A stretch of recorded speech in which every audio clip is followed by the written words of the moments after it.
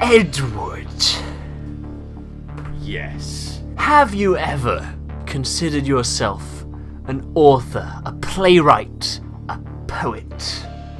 No, actually, to be honest, I haven't. Well, today that's all about to change, because we are doing story generators and plot generators online.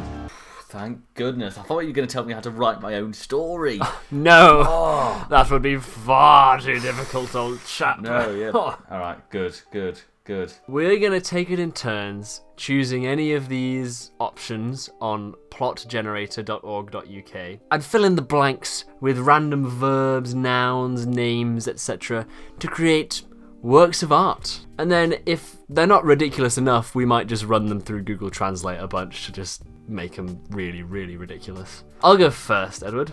Alright. I'm going to pick a random one of these. You just rapid fire hit me with the first thing that comes to mind. I need a name of a hero. Hardcore Humphrey. Child's age. 12. The town where it all takes place. Kettering.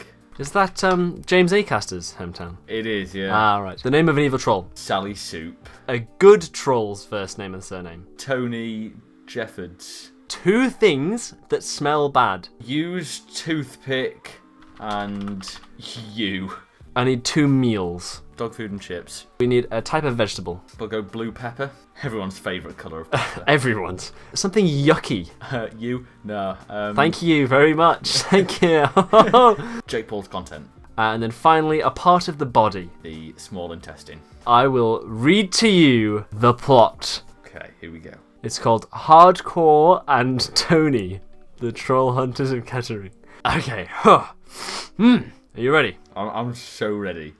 Hardcore Humphrey is just an ordinary 12-year-old boy living in Kettering until he sees a horrifying troll called Sally Soup climb in through his bedroom window. Sally, who is built like a potato filled with rocks and smells like a grated used toothpick smothered with sauce made from Aiden, sings a song about making little boys into chips.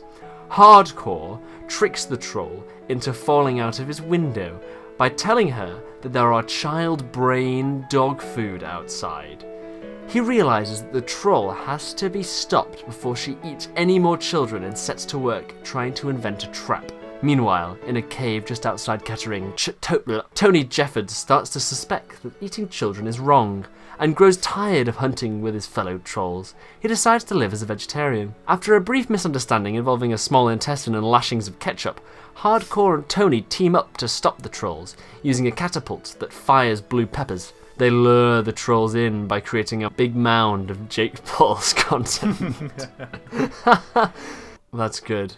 Shall we see what Google Translate can do with that? I'm doing to Spanish, to Latin, Sesotho, Uzbek, Romanian, Telugu, to Italian, to English. Okay, alright, I'm going to read it again after many translations. Bring the mic in for this one. Hark Frey Humphrey is a 12-year-old boy who lives in Kettering until he sees a terrible troll named Sally Soup appear on his bedroom window, like a stone-filled potato and the smell of a toothpick, crushed and filled with a sardine sauce. Sally sings about turning kids into chips. Hardcore tries to get the troll out of the window, saying that there is dog food with the brains of the kids outside the window. He realizes that the troll must be stopped before he can consume more children and tries to invent a trap. Meanwhile, in a cave on the outskirts of Kettering, Tony Jefford begins to doubt that it is wrong to eat children and that they are looking for ties with their partners. You decide to live as a vegetarian. After a brief misunderstanding of the small intestine and ketchup lashes, Hard and Tony's team use a catapult to shoot down the blue peppers to stop the trolls. They attract trolls by creating a huge pile of Jake Paul. To be fair, that wouldn't attract anyone. Okay, do you want to do one? Yeah, go on then. So I'll just choose one of these. And I'll fill in your blanks. Let's do it. 5 adjectives describing a person, please. 5 adjectives. Okay. 5 adjectives. Nice. It's creative. Abhorrent. Got a bit of a juxtaposition there. Infamous. Problematic. Describing yourself, are you? Thank you. Gigantic. Okay, can I have 3 verbs? Explode. Kick. Jump. Now I need yes or no. No. Can I have girl, boy, woman, man, or person? Woman. A name of a band. The Archimedes Screws. So, what you're about to hear is a song. A song. Oh, okay. Here we go. You find so many people... Oh no. You find so many people are obese, but you are mostly nice. I like the way you explode, Bose. I like the way you kick, MC. I like the way you jump. You do it like a trump. You find so many people are horrent, but you are mostly abhorrent. Oh, you got me there. I love the way you have no hair, spreading your style everywhere. Oh, You're like a style fountain, enough zazz for a whole mountain. Oh. You find so many people are fanatic, but you are mostly problematic. Nice. You find so many people are romantic, but you are mostly gigantic. Oh, Nice. Nice, abhorrent, and infamous. Problematic and gigantic too are the qualities of you. You Aw. find so many people are obese, but you are mostly nice. Love that. Doesn't even rhyme. It's not even close. Whack that through Google Translate. That's going to Will be do. golden. Alright, here we go. Getting most of them is great, but you did well. I love the way you touch it, change. I love the way you shoot, MC. I love how you jump. You make Trump sound like you.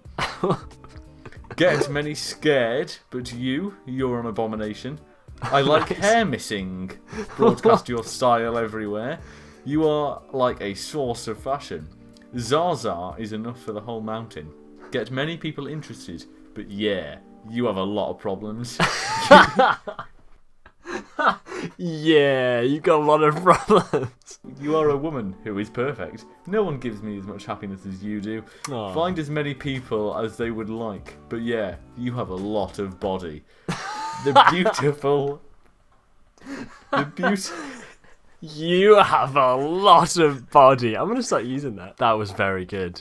Alright, I'm doing one now. So I need 2 people's names, first and last. Patrick Pratt and Chris Swayze. How do you spell Swayze? Make it up, mate. It's your choice. What does the second character want from the protagonist? A chicken. That's something the protagonist would like to say to the second character. Or you. The name of the place where it all happens. Smellyville. Wow, that's really original. A feature of this place. There's a lot of dog poo on the ground. 2 adjectives to describe the place. It's socialist and it's also exceedingly...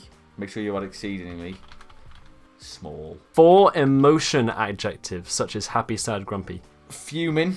Yeah. Without the G on the end, obviously. Oh, fuming. Livid. Overjoyed. Would you say that bigoted is an emotion? Sure. An adjective that could describe an object. Squishy. Nice. 6 adjectives to describe somebody's character. Repulsive. Hideous. Sensual. Hideous. We've had hideous. We've had hideous. Come on. Sorry. Of all the Sorry. adjectives out there, you've done it twice. I can only apologise. I can't remember. Fastidious. We'll make it rhyme. Angry and hangry. An occasion, like a party, holiday, funeral. The death of a North Korean leader. But make it topical. 3 verbs. Murder. Slide. And to squeeze. A something or somebody vulnerable. An injured honey badger. Okay, a noun that you might compare the main character to. A bin liner. A noun that you might compare the other character to. Hair gel. Type of music. 1700 sea shanties. Currency. Love. We're talking like pounds, dollars, and euros here. Mate, I'm being creative. Fine. Okay.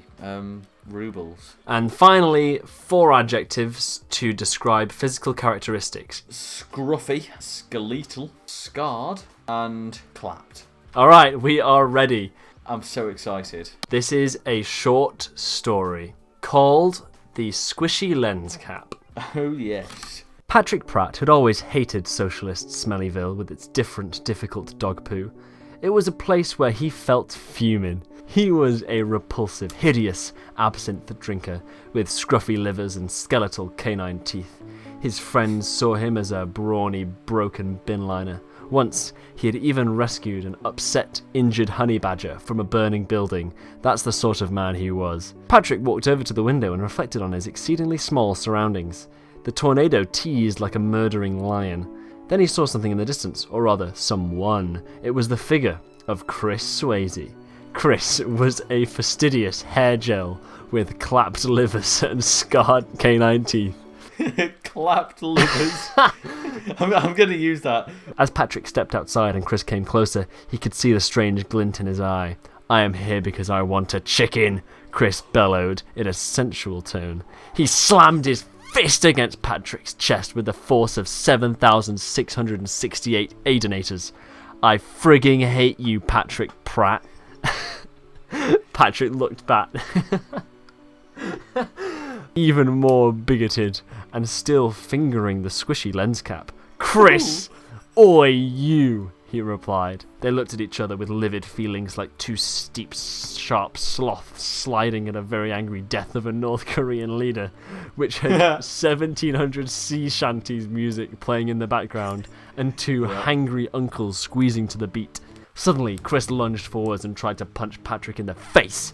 Quickly, Patrick grabbed the squishy lens cap and brought it down on Chris's skull. Chris's clapped livers trembled and his scarred canine teeth wobbled. He looked overjoyed, his raw body like a colossal calm coffin. Then he let out an agonizing groan and collapsed onto the ground. Moments later, Chris Swayze was dead. Patrick Pratt went back inside and made himself a nice drink of absinthe. The end. Honestly, goosebumps. Shall we translate it real quick? Ready? This is the final version. Patrick Pad Soil Building always hates dog socialism. Don't we all? Only the minister heard it. He was an alcoholic with severe bones in the liver and bones. His friend was ashamed and had no fun. He suddenly put it in a crazy bag in a burning building. He was such a man. Patrick stepped out of the window and focused on the small area around him. The waves were like dead lions. And then he saw something in the distance. Chris Swayze Creeks was a trendy, slim hairdresser. He was not. He was. Asked Patrick, "Tricks are not ready." When Patrick arrived, Chris saw a strange scene approaching. "I came because I like chicken," said Chris. Patrick hit his chest, and the troops hit 66,868 cups. Patrick platform. Patrick looked back and pointed at the lens cover. The lens cover was very noisy and still trembling. "Chris, this is a hug," he replied. In May of the 18th century, they found two great turning points in the tragic death of North Korea while playing marine music while fighting. Suddenly, Chris beats Patrick. Patrick immediately grabbed the contact lens and Chris grabbed his head. Chris's hand trembled and his injured dog's teeth trembled. It is like a bag that closes the strap. At that moment, those who wrote down fell straight to the floor. Soon, Chris Swayze passed away. Patrick Pratt bought a restaurant drink. The end. That was infinitely better than the original. Bravo. Right, well, there you go. That's the video. Thank you very much for watching, everybody. Thank you, Edward, for taking part in this with me. What? Like and subscribe if you feel like it. And I'll see you next Sunday. Bye.